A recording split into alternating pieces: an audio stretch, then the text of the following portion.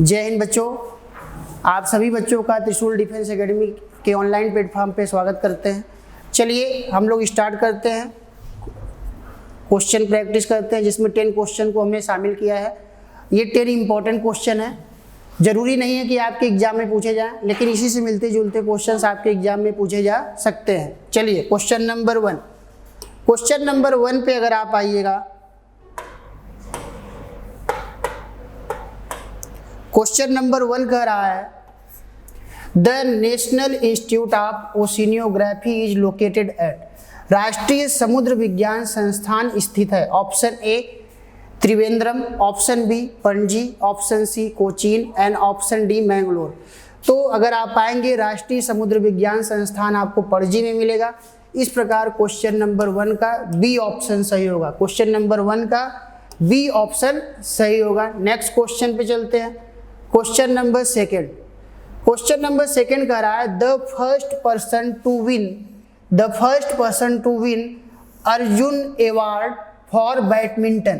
कह रहा है कि बैडमिंटन के सेक्टर में या बैडमिंटन स्पोर्ट के क्षेत्र में वो पहला पर्सन कौन था जिसने अर्जुन अवार्ड क्या किया, जीता। तो option A Pullela Gopichandra, option B Prakash Padukone, option C Nandu Patekar, option D Farooq engineer.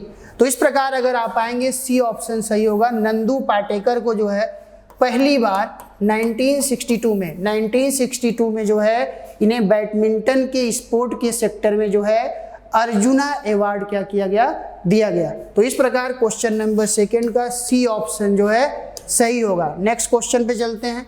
Question number 3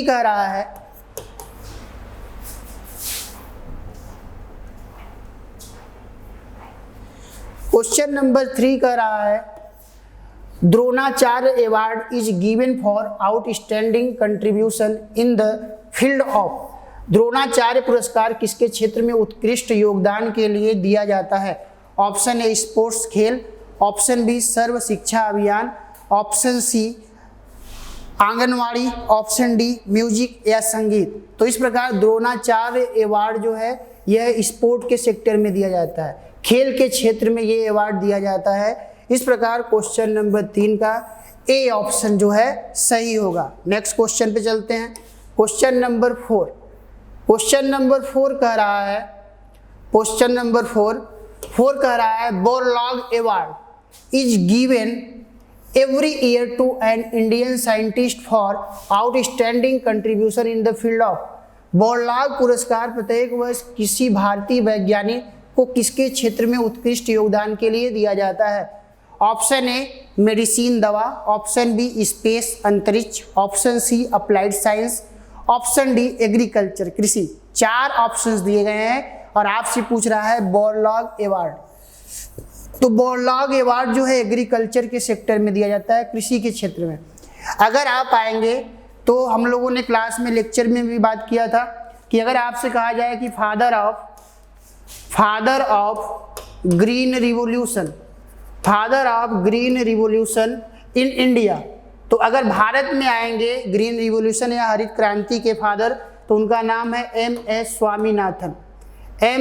Swaminathan नाम है। और एम.एस. स्वामीनाथन के प्रयासों से जो है भारत में 1968 से 1969 के बीच जो है ग्रीन रिवॉल्यूशन स्टार्ट किया गया, हरित क्रांति स्टार्ट किया गया। और हरित क्रांति या ग्रीन रिवॉल्यूशन का मोटिव ये था कि इंडिया गेहूं और चावल, व्हीट एंड राइस के सेक्टर में अपने आप को आत्मनिर्भर बना सके। तो इस प्रकार अगर आप आएंगे तो father of green revolution in India M S. Swaminathan, और उसके अलावा father of green revolution in world, विश्व में हरित क्रांति के जनक, तो उनका नाम था नॉर्मन बोरलॉग। और इन्हीं नॉर्मन बोरलॉग के नाम पर ही जो है बोरलॉग अवार्ड दिया जाता है, किस सेक्टर में, एग्रीकल्चर के सेक्टर में। तो इस प्रकार क्वेश्चन नंबर 4 का डी ऑप्शन क्या होगा, सही होगा। नेक्स्ट क्वेश्चन पे चलते हैं। क्वेश्चन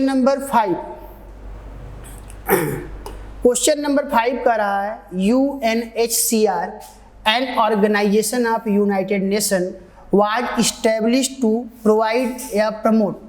UNHCR संयुक्त राष्ट्र का एक संगठन है जो बढ़ावा देने के लिए स्थापित किया गया है, किस क्षेत्र को बढ़ावा देने के लिए स्थापित किया गया था? ए प्राइमरी एजुकेशन, प्राथमिक शिक्षा, बी हेल्थ एंड कल्चर, स्वास्थ्य और संस्कृति, एंड सी रिलीफ, राहत, and D protection of refugees. तो इस प्रकार अगर आप आएंगे तो इसको जो है बनाया गया है शरणार्थियों के संरक्षण के लिए या प्रोटेक्शन टू रिफ्यूजीज के लिए जो है बनाया गया है। क्वेश्चन नंबर 5 का डी ऑप्शन क्या होगा? सही होगा। नेक्स्ट क्वेश्चन पे चलते हैं। क्वेश्चन नंबर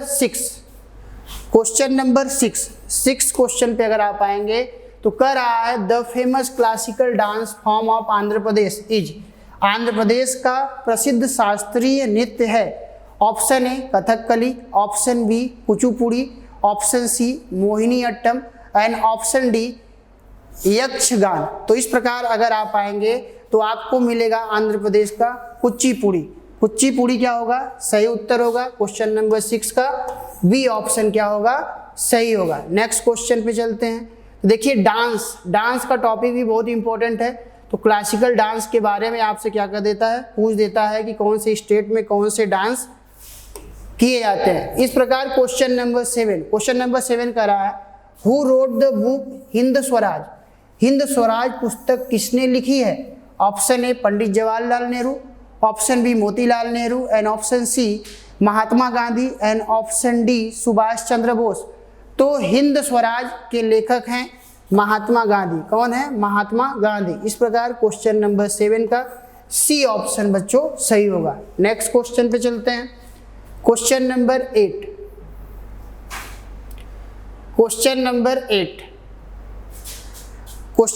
8 कह रहा है which of the following is different from the others.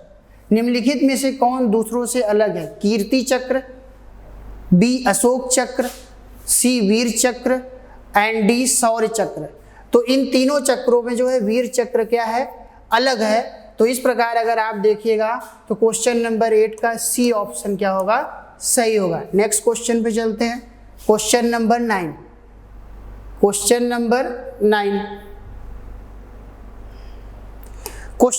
9 कह रहा है the award given for sport coaching is. खेल कोचिंग के लिए दिया जाने वाला पुरस्कार है।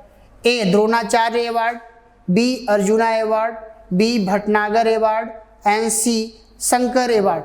तो अगर आप खेल के लिए जो कोचिंग देता है, कोच देता है,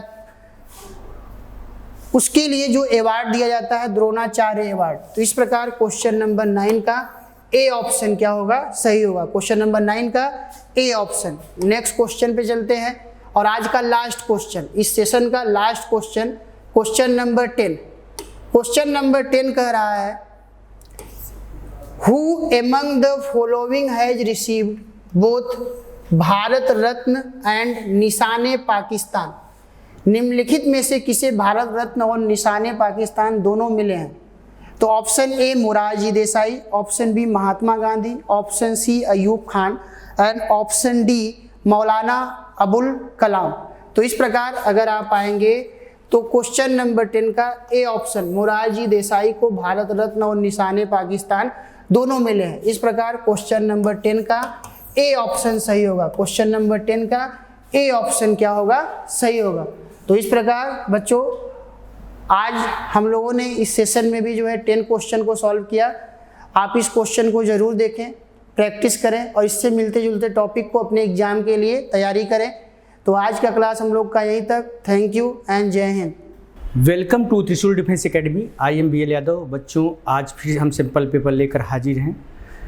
20 क्वेश्चन, जैसा कि आप लोग जानते हैं एयरफोर्स XY में जो नंबर ऑफ क्वेश्चन इंग्लिश में आते हैं वो 20 क्वेश्चन, जिसमें एंटानिम, सिनोनिम्स, इडियम्स एंड फ्रेजेस के साथ साथ ग्रामर से भी क्वेश्चन होते हैं। ग्रामर के साथ साथ एक्टिव एंड पैसिव वॉइस भी होता है, नरेशन भी होता है। ठीक है, तो इस तरह से पूरा जो नंबर ऑफ क्वेश्चन का पूरा जो सेट होता है वो आपको 20 क्वेश्चंस का होता है। तो उसी सेट को लेकर मैं हाजिर हूँ। ठीक है, Y ग्रुप का ये सैम्पल पेपर है। X और Y दोनों में, हालांकि आपके जो क्वेश्चन आते हैं वो X और Y दोनों में कितने क्वेश्चन आते हैं? X और Y दोनों में 20 क्वेश्चन ही आते हैं। तो स्पॉटिंग ग्रेड का है। पहला क्वेश्चन क्या करें? द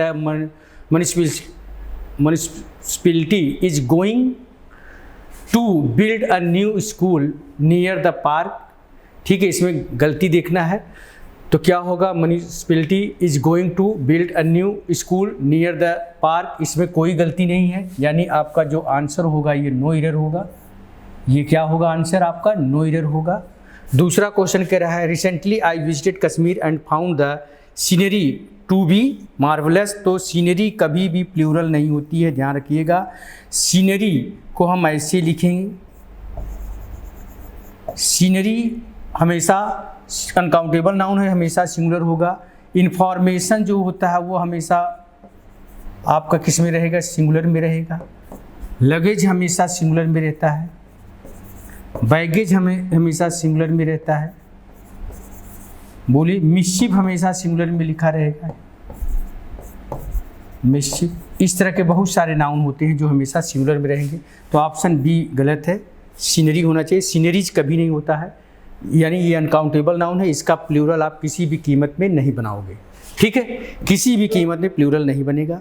जैसे क्वेश्चन नंबर 3 देखिए, they left there luggage at the railway station.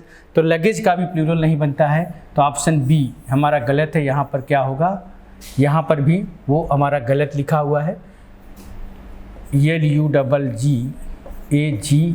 होगा लगेज, LU, क्योंकि लगेज का प्लूरल नहीं बनता है। आप हमेशा अगर ऐसे लिखोगे ये गलत होगा, हमेशा क्या होना चाहिए, ये सही है। लगेज का भी प्लूरल नहीं बनता है। यहाँ पर लगेज की स्पेलिंग भी गलत लिखी हुई है, गलत है ये। ठीक है, इसके बाद क्वेश्चन नंबर है क्या, his mouth watered when he सा अ बकेट ऑफ ग्रेप्स। अंगूर का गुच्छा को, अंगूरों के गुच्छे को कहा जाता है बकेट नहीं, बंच ऑफ ग्रेप्स। अब बंच, बकेट के स्थान पर बंच होगा, अब बंच ऑफ ग्रेप्स होगा, यानी सी ऑप्शन हमारा गलत है। यहाँ पर क्या होगा, बंच ऑफ ग्रेप्स होगा। ठीक है, बंच ऑफ ग्रेप्स होगा। ठीक है, इसके बाद है question number 15, you can get all the information you want in this book. तो इंफॉर्मेशन का प्लूरल नहीं बनेगा, यहाँ पर गलत है ये चीज़। क्या होगा, इंफॉर्मेशन होगा। ठीक है, इंफॉर्मेशन होना चाहिए, यहाँ पर ये होगा। ठीक है, इसके बाद फिर हम लोग आते हैं ये स्पॉटिंग एरर, जिसको हम आप कॉमन एरर कहते हैं।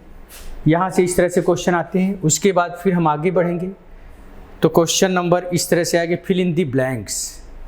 Fill in the blanks question है यहाँ से, I hope you must have by now that failures are the stepping stones to success. फटाफट देखें क्या होगा, आंसर बताएं। ठीक है, तो यहाँ पर क्या होगा, I hope you must have realised. Right answer D होगा। राइट आंसर क्या होगा इसका, डी होगा, आई मस्ट रियलाइज्ड। यहाँ पर किसका सेंस आ रहा है, रियलाइज का सेंस आ रहा है। ठीक, रियलाइज्ड। ठीक है, डी ऑप्शन होगा। इसके बाद फिर हम आगे बढ़ते हैं। नेक्स्ट क्वेश्चन मिलेगा इस तरह से, क्या है, फिल इन द ब्लैंक का क्वेश्चन है। डॉट डॉट दिया है, the boy was beaten badly he left the institute. तो यहाँ पर क्या होगा, यद्यपि अगर दो को रखोगे तो दो को मीनिंग नहीं देगा, दो द बॉय वाज बिटेन ही, अब दो का मीनिंग नहीं आएगा। राइट आंसर सी होगा, since the boy was bitten badly he left the institute. चूँकि बच्चे को बुरी तरह से पीटा गया था इसलिए उसने स्कूल छोड़ दिया, इंस्टीट्यूट को छोड़ दिया। तो राइट आंसर बी होगा, सिंस होगा। सिंस होगा, एंड तो न तो एंड होगा, न तो दो होगा, न तो ये होगा। राइट आंसर बी, सिंस का प्रयोग करोगे। ठीक है, इसके बाद फिर हम आगे बढ़ते हैं। नेक्स्ट क्वेश्चन क्या है, फिल इन द ब्लैंक का ये भी क्वेश्चन। मिस लीन स्पीक्स। लैंग्वेजेस के पहले हम आर्टिकल्स का प्रयोग नहीं करते हैं, लैंग्वेजेस के पहले हम आर्टिकल्स का प्रयोग नहीं करते हैं। No articles is use before languages. तो यहाँ पर डी ऑप्शन होगा, no article required. Right answer यहाँ पर क्या होगा, डी, क्योंकि लैंग्वेज के पहले हम आर्टिकल्स का प्रयोग नहीं करते। जैसे अगर हमने बोला दी मैथमेटिक्स नहीं बोलेंगे, सिर्फ मैथमेटिक्स बोलेंगे। दी पंजाबी नहीं बोलेंगे, द हिंदी नहीं बोलेंगे, आर्टिकल्स का प्रयोग नहीं होता है। ए एंड द किसी का भी प्रयोग नहीं होगा। ठीक है, इसके बाद फिर हम आगे बढ़े तो आगे हमने क्या पाया, will you lend me few rupees in this hour of need, तो क्या होगा, लेंड मी अ फ्यू, क्योंकि फ्यू जो होता है, ध्यान दीजिएगा, फ्यू निगेटिव मीनिंग देता है। फ्यू जो होता है वो निगेटिव मीनिंग देता है। क्या देता है, निगेटिव मीनिंग देता है, इसलिए ये नहीं हो पाएगा। राइट आंसर होगा सी। राइट आंसर क्या होगा, lend me a few rupees, lend me a few rupees होगा। ये आंसर होगा। इस तरह से क्वेश्चन आपके आते हैं, ठीक है, lend me a few rupees. इसके बाद फिर हम आते हैं क्वेश्चन नंबर हमारा 10 है, क्या, allowing the passage of rays of light, उसको क्या कहा जाता है, जिससे लाइट पास हो जाती है, लाइट पास करने के लिए अलाउ किया जाता है, allowing the passage of rays of light, तो क्या कहा जाता है, पारदर्शी। अपाक का मतलब अपारदर्शी हो जाएगा, तो यहाँ अलाउ करने की बात कर रहा है, तो राइट आंसर आपका जो होगा वो डी होगा। राइट आंसर क्या होगा बच्चों, डी होगा। ट्रांसपेरेंट होगा, क्या होगा, ट्रांसपेरेंट होगा, ठीक है। इसके बाद फिर हम लोग आते हैं नेक्स्ट क्वेश्चन, क्या कह रहा है, देखिए ये पैसिव वॉइस का क्वेश्चन है, active and passive voice, change the voice, he will do the work tomorrow, तो क्या होगा, द वर्क विल का उड कर दिया है, इसलिए ये ऑप्शन नहीं हो पाएगा। द वर्क कुड भी कर दिया, ये भी नहीं हो पाएगा, ठीक है। The work will have been कर दिया, ये गलत हो गया, तो क्या होगा, the work will be done by him tomorrow. Right answer A. Right answer ये होगा, the work will be, will के साथ बी लगता है क्योंकि मॉडल वर्ब की तरह मॉडल वर्ब की तरह यूज हो रहा है, इसलिए बी लगेगा, तो राइट आंसर ए होगा। राइट आंसर ए, ठीक। इसके बाद फिर हम लोग बढ़ते हैं एंटोनिम्स। एंटोनिम्स आया है, डेर्थ का मतलब क्या होता है, कमी होता है। डेर्थ का मतलब कमी। यहाँ पर आपको चूंकि एंटोनिम्स बताना है, अपोजिट बताना है। एक्स्ट्रावेगेंस का मतलब होता है फिजूल खर्ची, एविडेंस का मतलब प्रचुर, सफिशिएंसी का मतलब जो है सफिशिएंट के सेंस में यूज करते हैं, पर्याप्त के सेंस में। स्कार्सिटी का मतलब भी कमी होता है, इसलिए राइट जो इसका अपोजिट, इसका जो एंटोनिम्स होगा वो हमारा होगा बी। एबंडेंस का मतलब प्रचुर होता है, इसका मतलब क्या होता है, प्रचुर होता है, ठीक है। एबंडेंस का मतलब क्या होता है, प्रचुर होता है, तो यही हमारा राइट आंसर बी। डेर्थ का जो एंटोनिम्स होगा, डेर्थ का मतलब कमी, इसका एबंडेंस का मतलब प्रचुर, अधिक, तो डेर्थ का जो एंटोनिम्स होगा वो क्या होगा, एबंडेंस यानी प्रचुर होगा। एबंडेंस यानी प्रचुर। राइट आंसर बी, ठीक है, क्लियर। यहाँ पर एविडेंस का मतलब प्रचुर होता है, अधिक मात्रा में, ठीक। इसके बाद एंटोनिम्स के बाद, अब देखिए एंटोनिम्स था तो कमी, एविडेंस का मतलब प्रचुर, ये एंटोनिम्स था। अब आएगा सिनोनिम्स। एब्स्ट्यूज का मतलब होता है गहरा, एब्स्ट्यूज का मतलब होता है गहरा, गहरा। आफुल का मतलब होता है भयंकर, इरिलेट का मतलब होता है असंबद्ध, सैलो का मतलब छिछला, इसका मतलब होता है छिछला।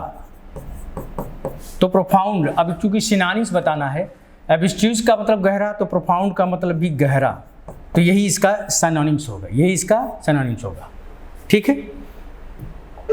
इसके बाद फिर हम लोग आते हैं next, identify the correct preposition. Complimented, he complimented, complimented her, dot dot. Complimented हमेशा आन लेता है, हमेशा क्या लेता है, आन लेता है, तो यहाँ पर आन का प्रयोग होगा। राइट आंसर आपका जो होगा वो सी होगा, आन का प्रयोग होता है, ठीक है। इसके बाद फिर हम आते हैं question number next, Abdul. Want में हम आईएनजी नहीं लगा सकते हैं, तो Abdul wants to be a doctor. Abdul wants, right answer A होगा, Abdul wants to be a doctor. Abdul जो है डॉक्टर बनना चाहता है, डॉक्टर होना चाहता है, अब्दुल डॉक्टर होना चाहता है, तो Abdul wants to be doctor, to be doctor. यहाँ पर वैसे आर्टिकल्स का भी प्रयोग होना चाहिए, यहाँ पर ए भी लगना चाहिए डॉक्टर के पहले। तो Abdul wants to be a doctor, option A होगा। ठीक है, इसके बाद है सेंटेंस अरेंजमेंट, जिसको हम आप PQRS भी कहते हैं। तो क्या होगा ज़रा देखें, कौन सा होगा इसका। पीपल क्या करें, people at his disposal went to him of all profession. तो पीपल ऑफ यहाँ PQRS, ठीक है। यहाँ पर भी उसे कैपिटल में ही रहना चाहिए, टाइपिस्ट ने थोड़ा सा गलती कर दिया, स्मॉल में किया है। यहाँ भी कैपिटल में PQRS होना चाहिए और यहाँ भी तो है ही है, ठीक है। तो क्या होगा, पीपल ऑफ ऑल प्रोफेशन, यानी आर आएगा पहले। क्या आएगा, R. People of all profession, people of all profession went to him, went to him. R के बाद अगर हम क्यू लेते हैं, आर के बाद हमने क्या लिया, Q. People of all profession went to him for medicine and treatment, यानी S. For medicine and treatment at his dispensary, यानी पी। तो RQSP होना चाहिए। People of all profession Q went to him for medicine and treatment at his dispensary. तो RQSP right answer क्या होगा, RQSP यानी D होगा। राइट आंसर आपका डी होगा, ठीक है। यहाँ पर ध्यान दीजिएगा, ये सब कैपिटल में लिखना चाहिए, जैसे क्यू ऐसे होना चाहिए, आर ऐसे होना चाहिए, यस ऐसे होना चाहिए, पी भी ऐसे होना चाहिए, ठीक है। तो RQSP, ठीक। इसके बाद फिर हम आते हैं बच्चों, यहाँ पर क्या दिया, omission. Find the correctly spelled word. Omission, occasion की स्पेलिंग गलत लिखी है, कमीशन की भी गलत लिखी है, पोजीशन की भी गलत लिखी। ओमिशन ओमिट से बना है, ओमिट का मतलब होता है छोड़ना, तो ओमिट से ओमिशन। तो राइट आंसर इसका जो होगा वो ए होगा। ओमिशन की स्पेलिंग ये सही है, ठीक है। इसके बाद फिर आता है, क्या दिया है, style in which writer make a display of his knowledge. A style in which a writer make a display of his knowledge, तो उसको क्या कहा जाता है, उसको कहा जाता है पॉम्पस। राइट आंसर क्या होगा, इसका जो राइट आंसर होगा वो डी होगा। A style in which a writer makes a display of his knowledge, pompous. Right answer D होगा, ठीक है। इसके बाद फिर हम आते हैं बच्चों नेक्स्ट क्वेश्चन में। नेक्स्ट क्वेश्चन ये रहा, fill in the blank with appropriate adjective. तो I have an elder sister, I have an elder sister. Right answer A होगा, an elder sister. I have an elder sister होगा, ठीक है। ये इसका राइट आंसर होगा, ठीक है, एल्डर सिस्टर। इसके बाद फिर हम लोग आगे बढ़ते हैं। नेक्स्ट क्वेश्चन क्या है, इस तरह से है, आल्दो क्या कर रहा है, आल्दो में my father is sick yet he goes to the office. यहाँ पर ध्यान दीजिएगा, यहाँ पर क्या है, आल्दो और दो के साथ हम क्या लेते हैं, एट लेते हैं। एट का प्रयोग होता है या कामा का भी प्रयोग होता है, लेकिन बट का प्रयोग बिल्कुल गलत माना जाता है। तो although my father is sick yet, यानी राइट आंसर सी होगा। यहाँ पर क्या होगा, एट होगा, ठीक है। तो इस तरह से क्वेश्चन आपके वाई ग्रुप में बच्चों पूछे जाते हैं, ठीक है। तो आज हम यहीं तक रखेंगे। Jai Hind. Good afternoon dear student. आज हम लोग वाई ग्रुप मैथ का ये 5वां सैम्पल पेपर देखेंगे। तो जैसे भी आपने 4 सैम्पल पेपर को देख लिया, ये 5th यानी 5वें सैम्पल पेपर पे हम लोग चलते हैं। तो इस क्वेश्चन को हम लोग सॉल्व करेंगे। जो आप देखिए, आपको स्क्रीन पे पहला क्वेश्चन आज के सैम्पल पेपर का दिख रहा है। ये आपको दे दिया है, in what time will 1000 yield compound interest of ₹331 10% per annum compound annually। कितने समय में 1000 रुपये प्रतिवर्ष 10% की दर से 331 रुपये चक्रवृद्धि ब्याज अर्जित करेगा। 331 इक्वल टू 1000 1 प्लस 10/100 की पावर, अब आपको t फाइंड करना है तो t -1 इधर आप लाओ, इसको आप लिखोगे 331/1000 इक्वल टू 11/10 की पावर t -1, तो 1331/1000 इक्वल टू 11/10 की पावर t। तो ये अगर आप लोगे तो ये आपका होगा 11/10 का होल क्यूब इक्वल टू 11/10 की पावर, तो 3 इक्वल टू टी। टी की वैल्यू आपकी 3 आ जाएगी, ऑप्शन नंबर ए। ठीक, आइए डियर स्टूडेंट अगले क्वेश्चन पे चलते हैं। अगला क्वेश्चन हम लोगों के पास है, if a person buys a TV 5000 sells for 6500 find his profit percent. अब देखो सीपी आपके पास दिया हुआ है 5000, पीएसपी आपके पास है 6500, प्रॉफिट हमने ले लिया, प्रॉफिट आपके पास है 1500। अब हम लोग लेंगे प्रॉफिट परसेंट।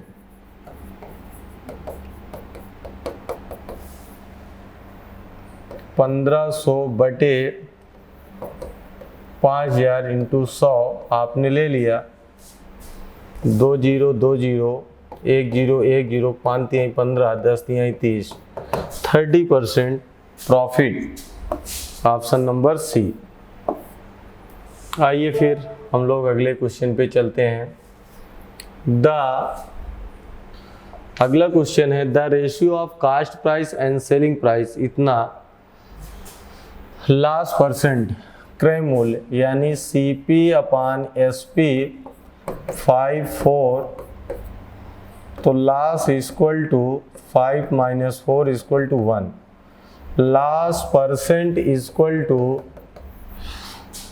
1/5/100, ये आपका होगा 20, लास्ट परसेंट हमारे पास हो गया 20%, ऑप्शन नंबर थर्ड हो, फर्स्ट था क्वेश्चन नंबर थर्ड का।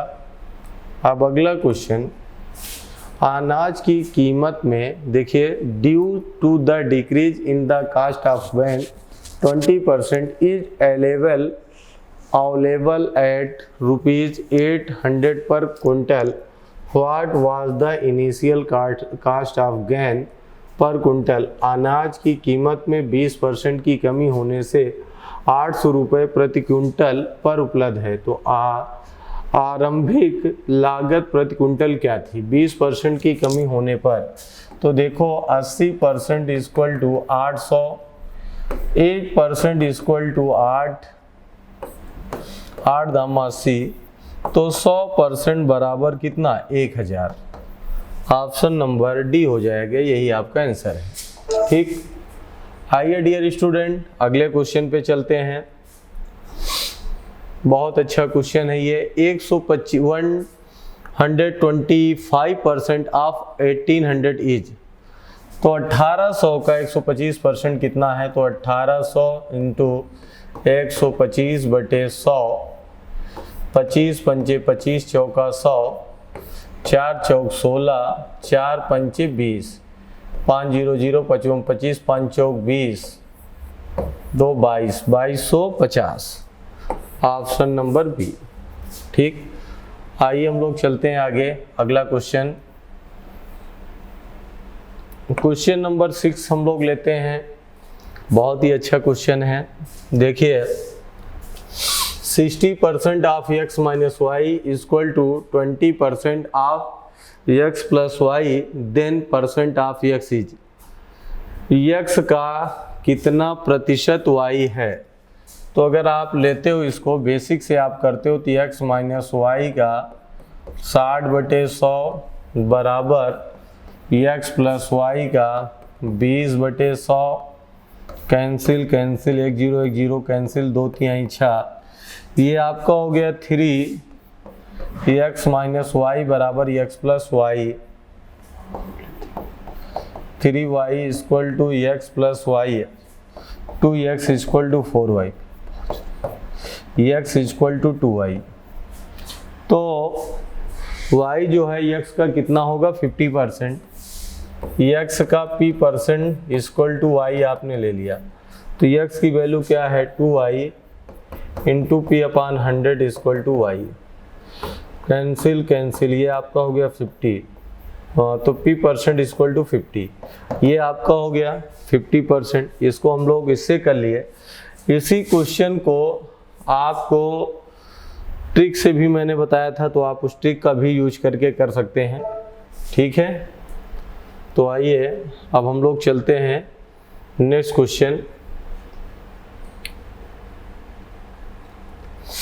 In an examination, 35% of the student passed and 455 failed. How many students appear for the examination? एक परीक्षा में 35% छात्र उत्तीर्ण हुए और 55% छात्र अनुत्तीर्ण हुए, तो कितने और 455 छात्र अनुत्तीर्ण हुए, तो परीक्षा के लिए उपस्थित, तो देखिए 35% पास हुए हैं, तो फेल कितने हुए हैं 65, तो 65% इक्वल टू 455, 5 इसको अगर आपको काटना है तो 13 25 65, 5 45, 5 13 7 91, 1% इक्वल टू 7, तो 100% इक्वल टू 700, तो ये ऑप्शन नंबर बी। ठीक, आइए अगला क्वेश्चन, क्वेश्चन नंबर 8 हमारा है रेशियो एंड प्रोपोर्शन का। If A ratio B equal to 2:3 and B ratio C equal to 4:5, then A ratio B ratio C is equal to. तो देखो एकदम सिंपल सा, A ratio B equal to 2:3, B ratio C equal to 4:5। अब A ratio B ratio C, 4 2 8, 4 3 12, 5 3 15, 8:12:15, option number C. आइए फिर अगले question पे चलते हैं। क्वेश्चन नंबर 9,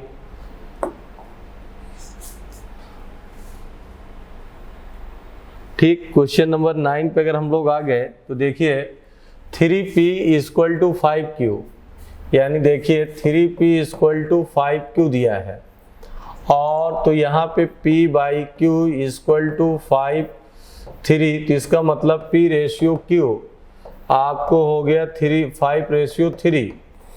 अब इसी तरीके से pr आपसे पूछा है, तो qr इक्वल टू आपका हो गया 3/2, ये आप ले लेंगे 3/2, ये आपका हो गया।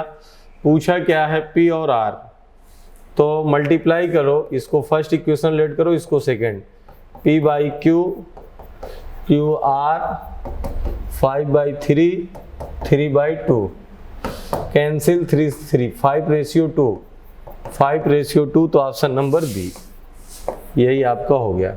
आइए फिर अगले क्वेश्चन पे चलते हैं हम लोग, ये आपका 9 हो गया। 10वें क्वेश्चन पे आते हैं। अब देखिए 10वां क्वेश्चन है, find the fourth proportional for 16 and 7, 4, 16 और 7 का चौथा समानुपाती पद b इंटू सी अपान ए। यार ये a होता है और ये b होता है और ये c होता है, तो 16 इंटू 7/4, 28, ये आपका हो गया ऑप्शन नंबर ए। तो इस तरीके से हम लोगों का 5वां सिंपल पेपर कंप्लीट हो गया। तो किस किस टाइप का क्वेश्चन आता है मैंने आपको बताया, इसको देख लीजिए। फिर हम लोग अगले सिंपल पेपर में मिलेंगे। उस सिंपल पेपर में भी जिस जिस टाइप के क्वेश्चन आपके पास आएंगे उसको करेंगे। तब तक के लिए जय हिंद। जहां बनते हैं देश के गौरव, इंडिया का एकमात्र ऐसा कोचिंग इंस्टीट्यूट जहां कैडेट्स को ट्रेन किया जाता है आने वाले डिफेंस एग्जाम के अनुसार। अगर आपका भी सपना है भारतीय सेना में शामिल होकर देश की सेवा करने का, तो आज ही ज्वाइन करें त्रिशूल डिफेंस एकेडमी।